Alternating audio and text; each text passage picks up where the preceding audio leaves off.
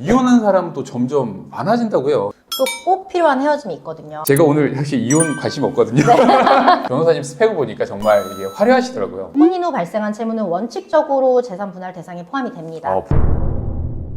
네, 안녕하세요. 닥터 레시피의 서동주입니다. 네, 저희가 이 코너를 운영하면서 희한하게도 부부 문제에 관한 질문들이 정말 많았어요. 요즘 사실 고민들이 많으니까요. 사실 이제 이런 부분들은 제가 전문 분야가 아니잖아요. 그래서 고민을 하다 진짜 전문가 분을 한번 모셨습니다. 바로 이혼 변호사, 지금 부엉이 변호사로 활동하고 계시는 원희림 변호사님을 모셨는데요. 안녕하세요. 안녕하세요. 저는 강서구 마곡에 사무소를 두고 있고요. 네네.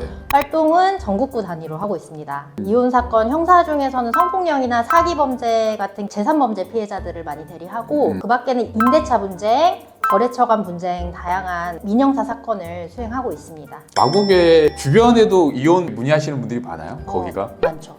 거주 인구가 많고 부부 단위, 가족 단위로 사는 사람들이 많아서 그런지 이혼 사건 같은 경우는 지인 통해서 또 소개받기가 애매하거든요. 그래서 아, 그래요? 네, 이제 좀 그런 거를 처음에 노출하고 싶어 하지 않기 때문에 검색을 하셔서 거주지 근처에 있는 변호사를 찾아오시는 경우가 꽤 있습니다. 이혼할 때는 지인 소개를 좀 못한다. 그쵸. 많이 보진 않는다. 네. 불편한 사이가 될 수 있으니까. 네. 제가 아까 좀 전에 소개해드릴 때 부엉이 변호사라고 제가 말씀을 좀 드렸는데요. 이유가 있으세요? 아니면 누가 붙여준 별명인가요? 네, 중앙연극 동아리를 했었는데 네네. 그 친구가 부엉이 닮았다고 그냥 그 별명이 좋아서 쭉 쓰고 있습니다. 만족해요? 부엉이라는 네네, 별명이? 만족합니다. 그리고 약간 닮은 것 같기도 해서 만족하고. 이게 아마 제게 조금 민망해서 자기소개하실 때 말씀을 안 하셨는데 이 변호사님 스펙을 보니까 정말 이게 화려하시더라고요. 민사고에 이제 연세대 법학과에 서울대 로스쿨까지 하셨는데 공부라고 하면 진짜 그냥 끝판왕이네요. 끝판왕인데 선택할 수 있는 길들이 굉장히 많으셨을 것 같긴 한데 여러 이제 진로를 결정하실 때 왜 변호사를 선택하셨을까요? 일단 어릴 때부터 주변에서 공부 좀 하면은 그냥 법대 가라 이런 얘기를 하셔가지고. 그렇죠. 문과면 법대 가라, 네. 이과면 의대 가라 약간 이런 분위기가 있긴 한데 근데 제가 이제 20대 돼서는 중간에 방황도 하고 다른 일로 기웃거리다가 비영리단체 활동을 했는데 네네. 그때 제가 사람들 이야기 듣고 고충 해결을 해주는 일에 흥미하고 보람을 느낀다는 걸 좀 깨달았어요. 네, 그래서 이 길을 택하게 됐습니다. 아 진짜요? 이게 사람 고충 들었고 이게 되게 힘든 일인데 그게 적성에 맞으셨어요? 힘들긴 하지만 또 보람을 느끼더라고요. 변호사 지금 업무 중에 고충 들어줘야 될 굉장히 좀 중요한 사실은 분야가 제 생각에도 사실 가사 문제들, 네. 이혼 문제일 것 같긴 한데 그래서 이혼을 좀 전문적으로 받고 계시는 거예요? 사랑하는 사람하고 헤어진다는 건 누구한테나 정말 큰 스트레스로 다가오잖아요. 근데 또 꼭 필요한 헤어짐이 있거든요. 아 그래요? 네, 그쵸.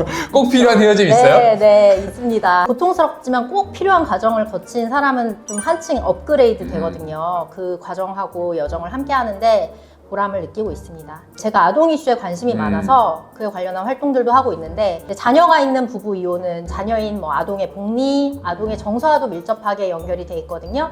그래서 이혼 가정 자녀들이 좀 정서적으로 크게 타격받지 않고 행복하게 성장할 수 있는데 이혼 변호사로서 할 수 있는 일이 있다고 생각을 해요. 그래서 갈등을 조장하지 않고 갈등을 저감하고 양쪽 그리고 아이가 건강하게 새 출발하도록 돕고 싶다는 생각에 좀 이혼 쪽에 관심을 두고 이쪽 일을 하고 있습니다. 그런데 요즘 보니까 결혼한 분들은 갈수록 적어지는데 이혼한 사람도 점점 많아진다고 해요. 요즘 굉장히 바쁘시겠네요? 일단 이혼 상담은 많이 들어옵니다. 근데 저는 개인적으로 성폭력이나 재산범죄 등 형사사건이나 여타 민사사건하고 비슷한 비율로 이혼 소송을 수행하고 있어요. 여전히 상담은 좀 제일 많은 비율을 차지하는 것 같습니다. 협의혼을 원하시는 분들도 협의혼을 위한 협상의 중요한 점이 뭔지 재산 분할은 어떻게 해야 되는지 잘 모르니까 변호사 상담을 받고 나아가서 협상 전 과정에 대한 도움을 요청하시는 경우도 있거든요. 그럴 때 도움을 드리고 있습니다. 제가 오늘 사실 이혼 관심 없거든요. 근데 질문은 되게 너무 많은 것 같아서 일단 좀 빨리 넘어가 보도록 할게요. 네, 오늘은 부엉이 변호사, 이 원희림 변호사님을 모시고요. 이혼과 돈 얘기만 좀 집중적으로 먼저 파헤쳐 보겠습니다. 우리가 이혼을 결심하면 일단 재산 분할이 어떻게 되는 건지, 내가 열심히 번 돈 이걸 왜 얼마나 좀 나눠주고 좀 아까워하시고 이런 경우들이 많거든요. 재산 분할 과정이 어떻게 되죠? 실제로 처음 이혼 상담 오실 때 유책 사유에 관한 이야기 외에 가장 많이 궁금해 하시는 것이 재산 분할에 관한 부분이에요. 결혼 전에 상대방이 집은 이미 사놨는데 혼수나 결혼 비용은 내가 다 준비했고 생활 비용도 내가 주로 지출했다. 그래도 그 집은 못 받는 거냐? 아니면 20년 넘게 법률혼 관계만 유지했지 상대방은 따로 나가서 자유롭게 살다 갑자기 서류도 정리하면서 그간 10억 넘게 오른 집 분할해달라고 한다. 이게 말이 되냐? 뭐 이런 것들을 궁금해 하세요. 진짜 궁금할 것 같아요. 근데 가장 많이 들으시는 질문일 것 같긴 한데 결혼 전에 재산, 중간에 상속받은 재산, 그리고 결혼 후에 같이 지출한 생활비까지 도대체 이걸 어떻게 재산 분할하는지가 굉장히 좀 궁금합니다. 그러면 재산 분할에 좀 큰 원칙이 있을까요? 일단 재산 분할 대상의 범위를 확정합니다. 재산 분할 대상은 부부 공동 형성 재산에 한정하거든요.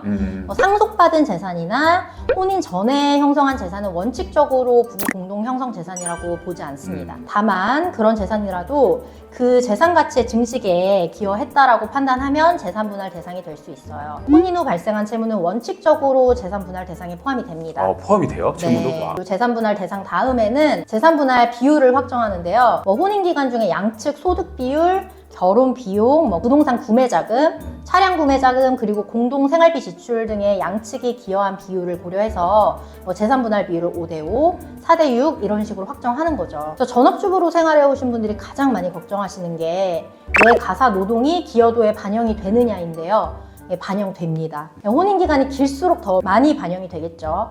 소위 10년 이상 결혼 생활을 하면 분할 비율은 5대5다라는 속설이 도는 것도 그 정도 혼인 생활하면서 집안 살림하고 아이 양육하면 50%는 기여했다고 볼 수 있는 경우가 있기 때문이에요. 다만 와이프분은 30년 주부로 살아오셨는데 남편은 사업을 크게 해서 막 자산 증식을 정말 많이 하신 경우가 있어요. 이때는 사업체 통해서 증식한 자산에 대해서는 기여도 50% 인정받기 어려운 경우들이 있거든요. 네네. 네, 그 자산 자체가 부부 공동 형성 재산에 포함이 안 될 수도 있는 거고 포함이 돼도 기여도가 낮게 인정이 되는 거죠. 이때 내가 한 건 애들 열심히 키운 거밖에 없고 남편이 바깥으로 돌 때 애들 키워서 스카이 보내놨는데 이혼하면 돌아오는 게 이거밖에 없나 이런 생각을 할 수밖에 없는 경우도 있어요. 이런 경우에는 결국 이 사람이 자유롭게 사업하도록 내가 내조를 얼마나 열심히 했는지, 사업 관련한 고민이 있을 때 어떤 조언을 줬는지, 남편의 대외적 이미지 형성에 내가 어떤 기여를 했는지 등에 대해서 최대한 열심히 입증해서 기여도를 좀 더 인정받을 수 있습니다.